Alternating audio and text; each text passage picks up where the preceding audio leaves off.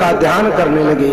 हम आप भी जब कोई सुंदर स्थान, कोई देव स्थान ऐसा मिल जाए जहाँ मन में कुछ प्रसन्नता उमड़े, तो आपका को बैठ करके वहाँ थोड़ी देर भगवान की अर्चना जरूर करना चाहिए, क्योंकि ये हमारा आपका मन बड़ा ही कलायमान है। अगर आपका मन लगने लग जाए तो ये आप मत सोचें कि अब चलो 1 घंटा भजन हो गई फिर कल करेंगे। कल क्या आपका मन लगता है या नहीं लगता है? देवश्री नारद जी मनो हमें आपको कह रहे हैं, सुमिरत हरि है प्राप गति बाधी, सुमिरत हरि श्याम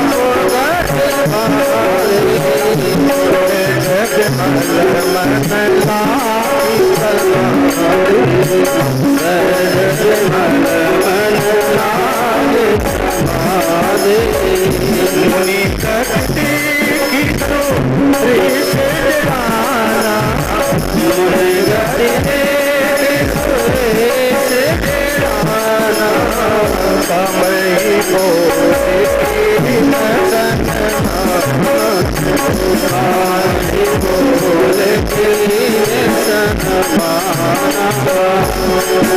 इनकी स्थिति को देख करके सुरेश यानी इंद्र जी के मन में डर पैदा हुआ और भगवान की भजन करने में बाधा आए देवश्री नारद जी को। इसलिए इन्होंने बहुत कुछ उपाय किया। कामना जो हमारे आपके अंदर होती है, काम को बुलवाया गया और इनके पास भेजने के लिए प्रेरित किया गया। वो जाते हैं और भगवान के भजन में एक संत प्रभु की भजन कर रहा है, उसमें कोई बाधा डालने आए तो क्या वो सफल हो सकता है? अर्थात कभी नहीं। चली सुहावनी प्रविध बजारे, चली सुहावनी प्रविध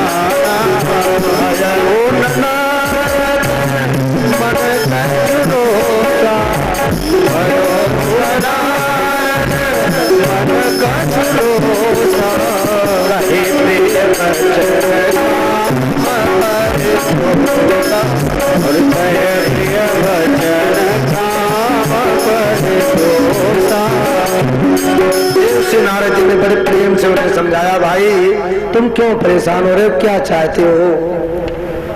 सारी बात कहा होगा उसने। फिर उनको बड़े शांति से वापस क्या बोले, अब जाओ, आपको कई बार बड़ी दिक्कत उठानी पड़ी है, अब मैं आपको आशीर्वाद भी दे रहा हूँ, जाओ।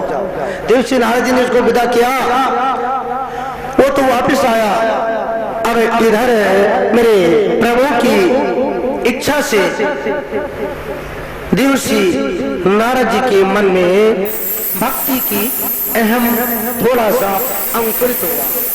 हम आप भगवान की पूजा करते हैं, इस प्रसंग से एक बात मन में बिल्कुल धारण कर ले कि उस चीज को गुप्त रखें। नारद जी ने गुप्त नहीं रखा, इसका परिणाम क्या हुआ? अगर गुप्त रखते तो परिणाम क्या मिलता? प्रस्तुत दृष्टांत में आप स्पष्ट रूप से समझ रहे हैं। देवश्री नारद जी वहां से फौरन कहाँ चले? मेरे भोले बाबा जी के पास में। तब नारद गवने शिव पाही, जीता काम मत मन पाही। तब नारद गवने शिव पाही, जीता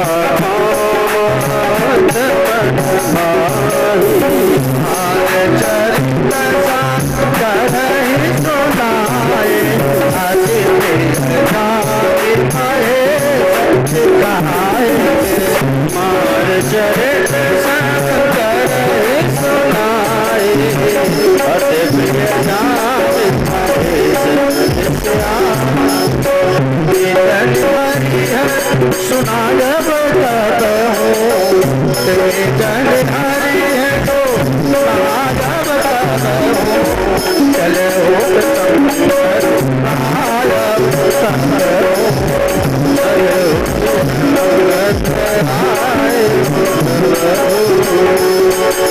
भोले बाबा जी के पास पहुंचे और भगवान शंकर जी ने प्रणाम किया देवर्षि नारद जी को, क्योंकि भोले बाबा जान रहे हैं ये किस काम के लिए आए हैं, इनको सफलता प्राप्त हुई है, वो समाचार हमें देना चाहते हैं। आप अपने मन की खुशी किसी को देना चाहो, उसके पहले ही आपके हृदय की बात वो पूछने लग जाए तो आप और ज्यादा गर्व से प्रसन्न हो जाओगे। नारद जी ने फौरन वो सारी बात बताई कि आज तो मैंने काम देव के ऊपर विजय प्राप्त कर ली और साधना में मैं बिल्कुल सफल रहा। उसने हर प्रकार से प्रयास किया लेकिन उसका कुछ भी मेरे से बस नहीं चला। अब मैं उस हार मान करके मेरे सामने से गया। ये बात जिस समय मेरे भोले बाबा सुनते हैं, बोले आप जैसे महात्मा के लिए ये कौन सी बहुत बड़ी बात है, लेकिन मैं आपसे कुछ कहना चाहता हूँ। जैसी कथा आपने हमें सुनाया, आपने अपने दिल की बात हमें सुनाया, बड़ी अच्छी बात, लेकिन ये कथा कहीं भूल कर नारायण को वैकुंठ धाम में मत जाके सुना देना। अगर कोई प्रसंग चला भी दे तो बात को बदल जाना। चलो प्रसंग दुरायो तब हो जिम ये कथा सुनायो हम। जैसे कथा तुमने हमें सुनाया, ये कथा वहां बदलना सुनाना नहीं। देवर्षि नारद जी चले, अब ये मान नहीं रहे हैं। आपके अंदर कोई गुप्त बात हो तो आप सोचें कि हाँ मैं इनसे कह रहा हूँ या अपनी सखी से बता रही हूँ कि ये बात भाई किसी से मत कहना, ये बात सिद्धांत की है। तो जब वो बात आपके हृदय में नहीं पच रही है, अब मैं कहूँ ये बहन जी ये मेरी बात कहीं मत बताना, तो हमारे जैसे मूर्ख कोई नहीं होगा। जब हम ही नहीं बचा पा रहे हैं तो सामने वाली कैसे बचाएगी, वो जरूर कहीं ना कहीं कहेगी। इसलिए कोई विशेष गुप्त बात हो तो मन में ही रखें। देवर्षि नारद जी ये प्रसंग से पूरे संसार को शिक्षा दे रहे हैं और हम अपने मन में समझते हुए आप सबको सुना रहा हूँ। इस भाषा में भगवान भोलेनाथ ने बहुत मना किया है, लेकिन ये जो है नहीं माने हैं और वहां से प्रस्थान कर देते हैं। फिर हाथ में अपना करताल लिया, बीड़ा लिया और बजाते हुए श्रीमन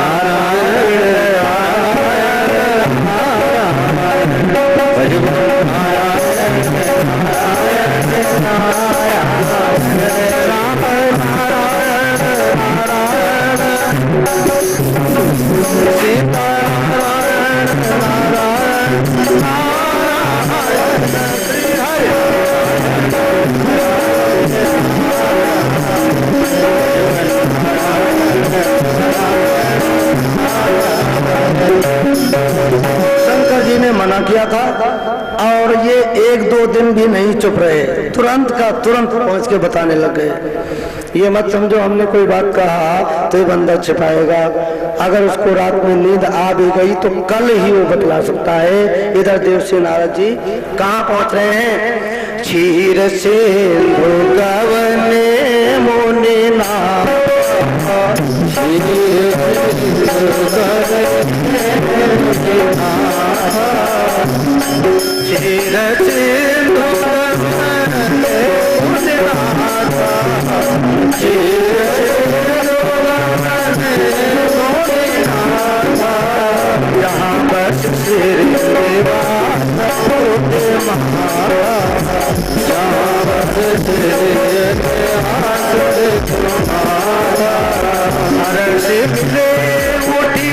रमान के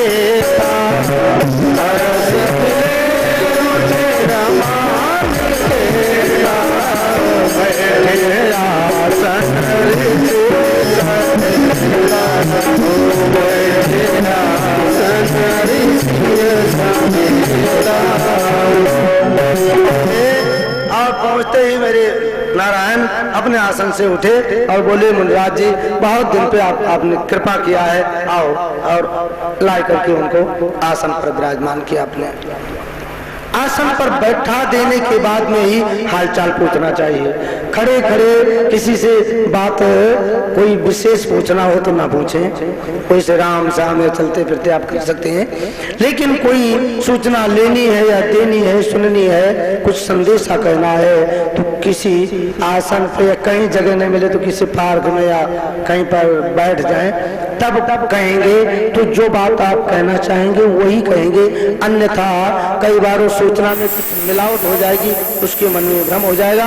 बैठाया गया है आसन पर और मेरे नारायण प्रसन्न होकर और ऊपर से थोड़ा बनावटी करके देव श्री नारायण जी से कहने लगे, बेहसे बोले बेहसे चराचर बोले बेहसे चराचर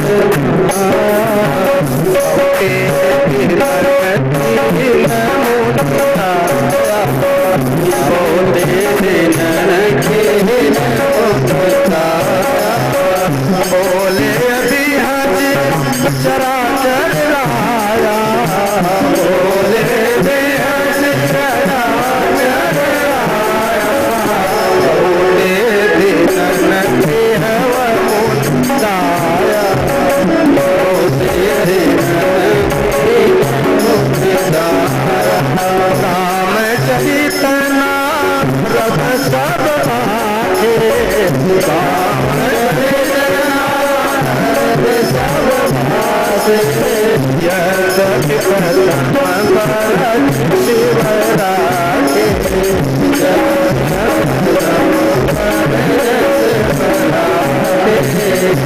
जैसे मेरे राम ने मेरे नारायण ने हालचाल पूछा और हालचाल उन्होंने बाद में कहा, इस विजय की सूचना पहले दिया।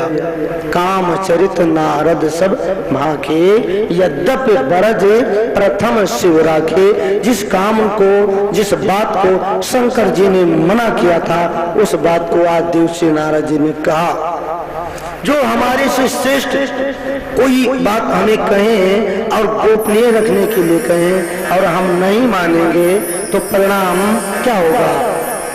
यहाँ पर हम आप इस देखो, इस कथा को हम व्यवहारिक राम कथा कहते हैं। कथा सबको मालूम है, सब पढ़ते हो, ऐसी बात नहीं है। हमारे व्यवहार में कैसे ट्रांसलेट हो इस बात को हमें समझना है, क्योंकि भगवान की माया बड़ी प्रचंड है। माया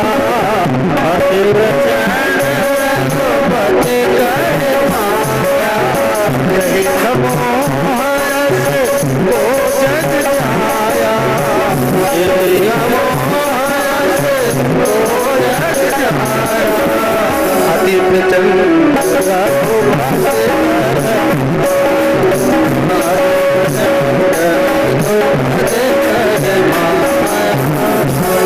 भगवान की माया बड़ी प्रबल है। जब ये बात सुना तो थोड़ा रूखापन करके बोले, रूख बगन बोले भगवान नारायण से बोले, श्री भगवान बोले, तुम्हारी सिमरन से मिटे मोह मार मद ज्ञान। मोह और मार मद और मान। मोह तो आप लोग कल सुने, मोह सकल व्याधिन कर मोला, मैं और मेरा तू और तेरा, इसको मोह कहते हैं। और मदन एक काम को कहते हैं। मान अभिमान या घमंड, आज जिसको भी आप चाहते हैं मान सकते हैं। यानी हे महात्मा, तुम्हारे नाम सुनने से इतनी चीज में विजय मिलती है, तो तुम्हें इस बात में विजय मिल गई तो कोई बहुत बड़ी बात नहीं है।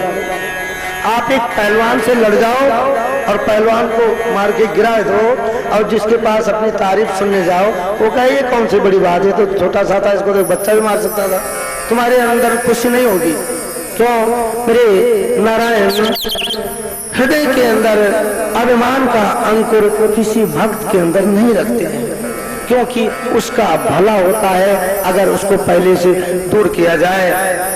तो नारद जी ने जब सारी बात कहा तो मेरे राम मेरे स्वामी ये सोचने लगे इस अंकुर को अब ही दूर कर दिया जाए।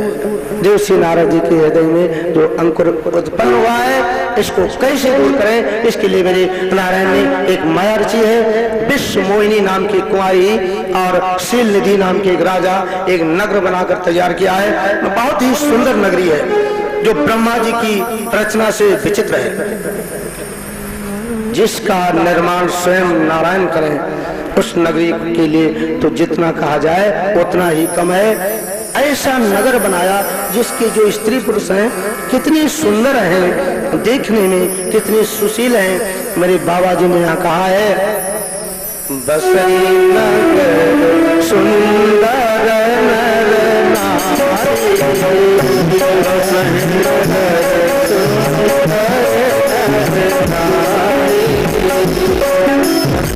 नगर सुंदर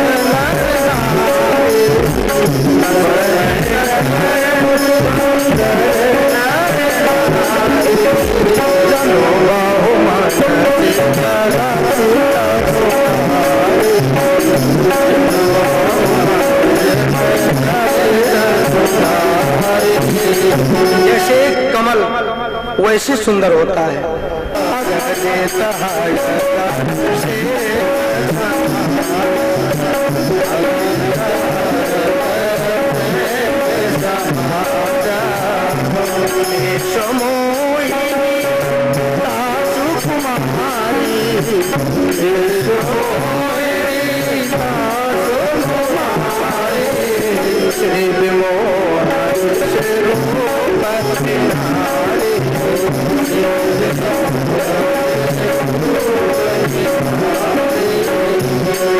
उसकी एक सुंदर कन्या है, उसका नाम मोहिनी। जब नारद जी पहुंचे उस नगर को देखा, हम रोज इस रास्ते पे आते हैं, नगर ऐसा तो हमें दिखाई नहीं पड़ा। ये बात इनके मन में नहीं आई, क्यों? भगवान की माया में आए। बड़े ही प्रसन्न से अंदर गए और वो राजा ने उठ करके इनका स्वागत किया और बैठा करके चरणों का प्रक्षालन किया और जल पान कराया। उसके बाद अपनी बेटी को बुलाया, बोले इस बिटिया का आप हाथ देखो, इसका भविष्य क्या कहता है, इसकी शादी विवाह होगा भी नहीं होगा, कहाँ होगा, कुछ इसके लक्षण आप बताएं। जैसे उसको आती है और प्रणाम करती है देवर्षि नारद जी को, उसको देख करके देवर्षि नारद जी के मन के अंदर भावना ये आई, क्योंकि उस कन्या का जो पति होगा वो अजर होगा, अमर होगा और पूरे ब्रह्मांड में अजित होगा, अपराजय होगा, यानी पूरे ब्रह्मांड में कहीं परास्त ना होने वाला। अजर कहते हैं एक जैसी उम्र, यानी ना बुढ़ापा आए ना कुछ, जितने पे हैं उतने पे बने रहे, इसका नाम है अजर।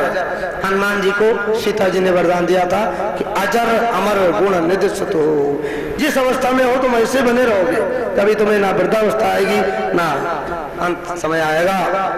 तो उसका हाथ देख करके आज इनके मन की गति भूल जाती है और सारी बात को देखने के बाद में कुछ बात ऊपर से दो चार बात उस राजा को देवर्षि नारद जी ने सुनाया है।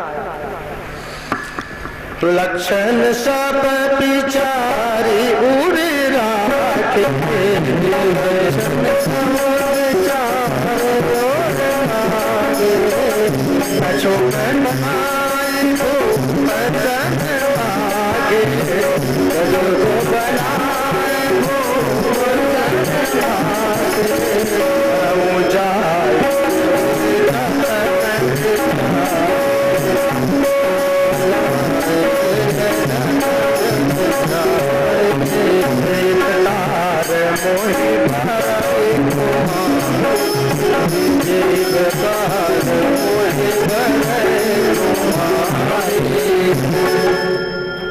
इसके साथ जिसकी विवाह हो जाएगा उसको तो कोई जीत नहीं पाएगा संसार में, अजय हो जाएगा, अमर हो जाएगा।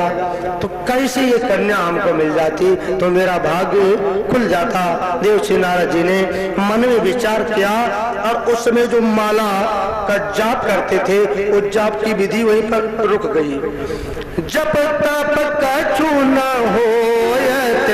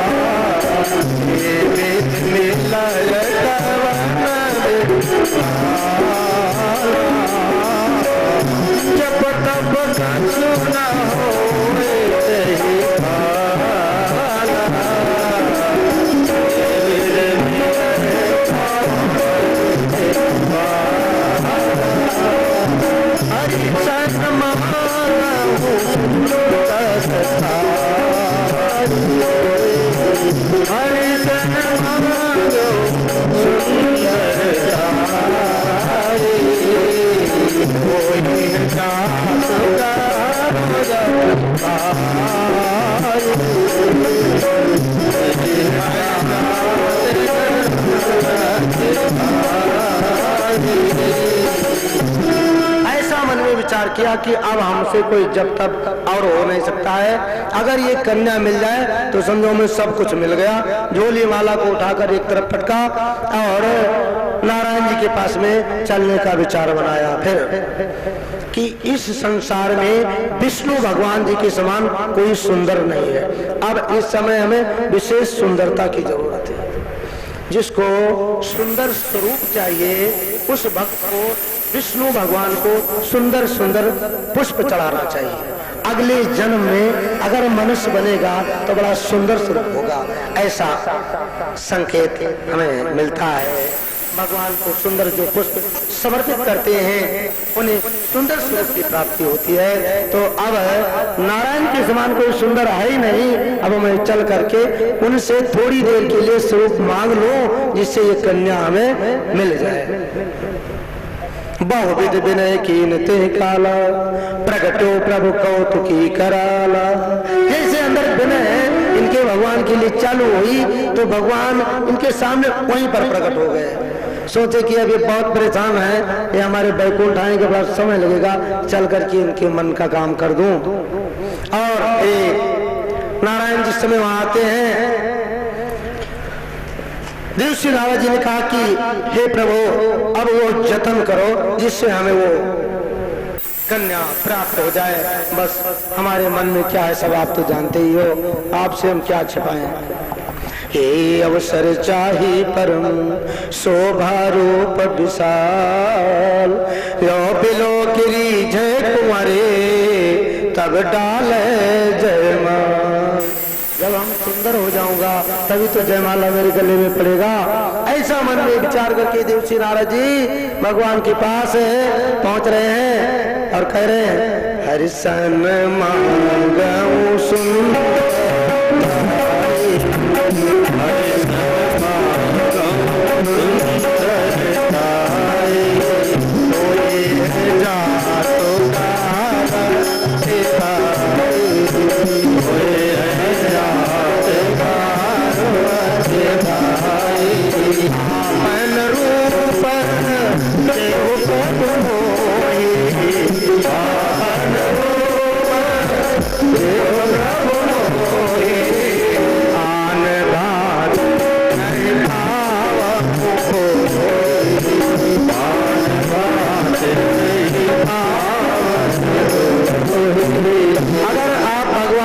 भजन करते हैं और किसी बारात में जाना है, सुंदरता की आवश्यकता है तो इस चौपाई को बोलकर जाएं तो आप बेशक स्वरूप आपका नहीं बदलेगा लेकिन जो आपको देखेगा वो आकर्षित होगा।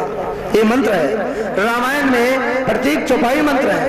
आपन रूप देव प्रभु मोही आन भात नहीं पावो मोही, यानी अपना स्वरूप ही आप हमको दे दो। तो भगवान ने कहा जरूर मैं वही काम करूंगा जिसमें तुम्हारा भला होगा।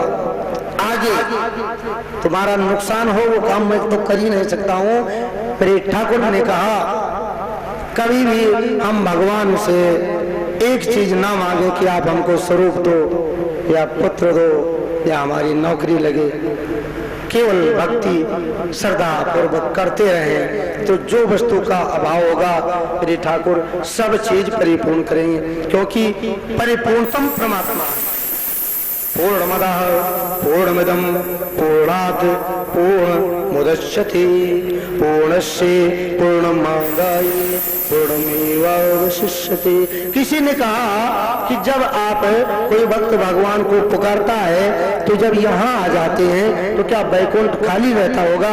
बोले नहीं, पूर्णमदः पूर्णमिदं, इदम का मतलब यहाँ भी पूर्ण है और वहाँ भी पूर्ण है। नारायण के अनगिनत विराट स्वरूप है, पूरे ब्रह्मांड में वही है। तो ऐसे परमात्मा को जब आप कुछ नहीं कहेंगे तो परिपूर्णतम कर देंगे वो।